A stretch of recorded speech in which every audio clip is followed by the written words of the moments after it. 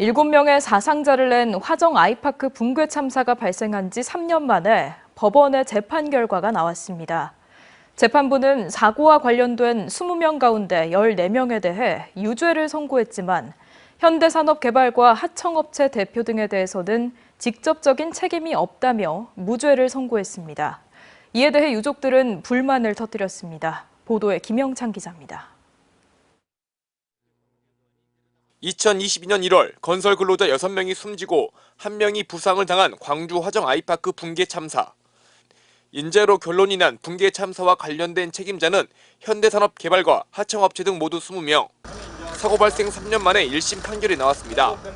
재판부는 이 중 14명에 대해 징역형과 벌금형 등을 선고했습니다. 사고 당시 현산의 현장 소장인 이모 씨와 하청업체 소장 김모 씨에게는 각각 징역 4년을, 사고의 가장 큰 원인으로 지목된 철근 지지대, 이른바 동바리 해체에 관여한 책임자 3명에 대해서 징역 2, 3년의 실형을 선고했습니다. 또 감리업체 관계자 등 6명에 대해선 징역형의 집행유예를 선고했습니다. 반면 현상과 하청업체 대표 등 6명에 대해서는 직접적인 책임이 없다며 무죄라고 판단했습니다. 재판부는 중대재해처벌법이 시행되기 전 사고가 발생했다며 경영 진행에까지 책임을 물을 수 없다고 밝혔습니다.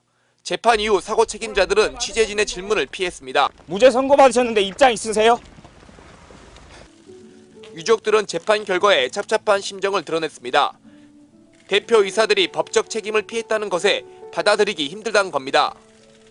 결과적으로 위에 하다못해 사장이든 회장이든 아니면 그 어떤 윗선이든 결국은 처벌된 사람이 없잖아요. 1심에서 현산의 책임이 드러난 만큼 서울시는 조만간 행정처분을 내리겠다고 했지만 구체적인 시기는 밝히지 않았습니다. 책임이 경하지는 않고 어느 정도는 있다고 보이니까 거기에 맞는 처분을 지금 검토를 최대한 빨리 해서 처분을 내릴. 검찰은 1심 판결문을 검토한 뒤 항소 여부를 결정할 방침입니다. MBC 뉴스 김영창입니다.